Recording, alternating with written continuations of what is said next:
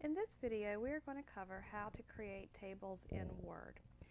Whenever you want a table, the first thing you need to figure out is how many columns your table is going to have. And in our case, we are going to have 2 columns to start with. And so what I'm going to do is we're going to click on Insert. And on our Insert panel, we're going to go to Table. Now under Table, you're going to click on the down arrow. And it's going to bring up the box that you see here. And what you're going to do is you're going to drag across, and we want 2 columns. I'm not worried about the number of rows because as I'm keying my data, it will insert a new row for each one. So I'm going to click on a 2x1 table. And in Word, what this is going to give you is a table with 1 row here to start with. Also notice that up here on our panels, it's given us a sub-panel for our table tools. And we have 2 of those, design and layout, and we'll talk about those a little bit as we go along. But the first thing we want to do is we want to key in our data, so I'm going to start with my heading for column 1, which is start date.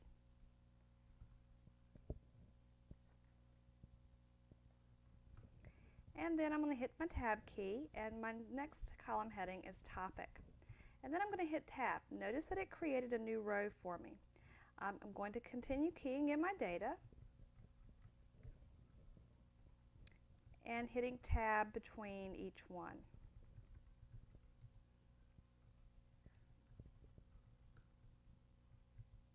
Now notice I'm not worrying about any of the formatting at this point. All of that can take place after you get all of your data keyed in.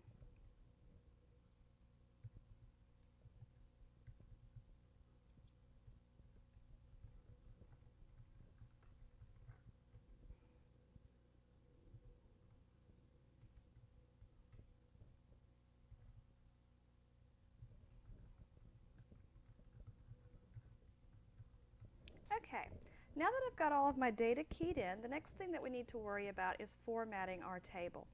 Notice when we inserted our table that by default it equally distributed our columns. And so the column widths that you see here are actually kind of large for our data. Now on our Layout tab, we have the ability to come in and use our cell size information here to readjust that. But the easiest way to do it is with your mouse. I'm taking my cursor and putting it on the line between the columns. Notice how my cursor changes when I do that. When you see the one that you see right here, you're going to double click and see how it resized my column to the widest bit necessary. And so I can come here to the end and I can do that again, and that resizes. I want to hit undo on my screen and show you though a common mistake. Notice that I had nothing highlighted then. This time I'm going to highlight one item here. Then I'm going to do the same thing, double click. Notice that it only did the cell that was highlighted. So when you're resizing your columns, be very careful to make sure nothing is highlighted, and you can go through and resize like so. Notice up here that we have this little box that appears to the top left of our table. This is to select the table. So if I click on that, it selects the entire table. And I've decided that I want this table to be centered on my page. So I'm going to make sure the whole thing is centered, and I'm going to click my center button up here. Now I've decided that I would like for my column headings to be bold and centered within each of the cells. So what I'm going to do is highlight those, and I'm going to center and bold. So all of your formatting with your fonts and stuff works the same as it would if it was just regular text.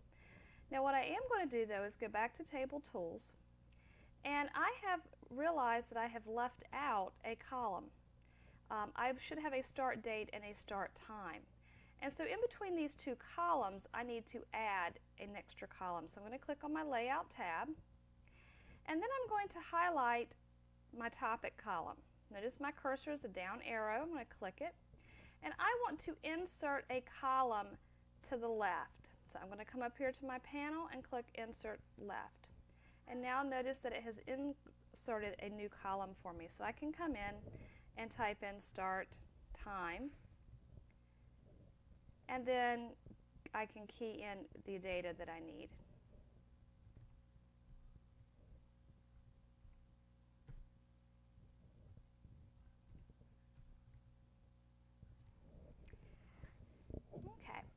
At this point, I have decided that I want to increase my row height for my heading here. And so what I can do is I can click and drag down, and notice how it increased my row height. With that, I also have some additional alignments. Notice over here that we have actually 9 alignments. This is because we combine our left to right alignment with our top to bottom. And so I want to center my headings within the center of those particular cells. So I'm going to choose centering for top and bottom here.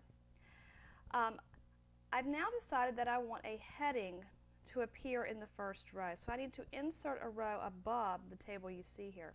So I'm going to select my row. I'm going to go up to my insert area, and I'm going to insert a row above.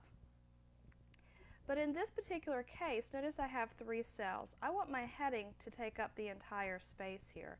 So what I need to do is merge these 3 cells into one. So I'm going to highlight all 3. I'm going to come up to my merge button here and click merge cells. And that allows me to come in and type in class schedule. Oops. Like so. Now, at this point, let's talk about how to format our table. If we click on our design panel up here, you'll notice that we have quite a few table styles listed here. So what I'm going to do is I'm going to select my entire table, and you can click and you can notice that we have quite a few styles to choose from. And so I'm going to come down and choose the one that you see here. Now, notice that it has formatted everything for us, and it has gone through and made some changes to our alignments and whatnot.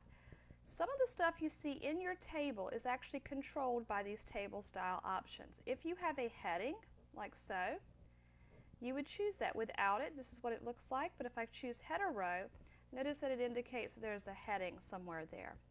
We also have what we call banded rows. Notice how each of these are every other row is a slightly different color. That is what banded rows will do for you. And then you can have emphasis on your first column. See the difference? And then we could do it with the last column if we wanted to. And so you could choose these options to decide how you would like your chart to look like you see here.